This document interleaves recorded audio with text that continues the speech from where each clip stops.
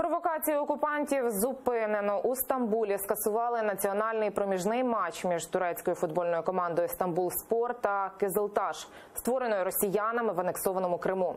Про це заявив голова Меджлісу Рефат Чубаров. За його словами, громадянин Туреччини разом з російськими колаборантами намагався переконати турецьке суспільство, що 27 березня в Стамбулі зіграє справжня кримсько-татарська команда. Для цього була обрана кримсько-татарська назва, а утримують її колаборанти. Мета провокації, каже Рефат Чубаров, показати, нібито анексований Крим не ізольований від світу півострів, а Росія буцімто творить добро в Криму. Аби довести правду, до справи долучився Меджліс, Федерація футболу України та дипломати. Стамбульський дернек кримських татар теж написав офіційного листа з претензією на цей матч. Зрештою, його скасовано.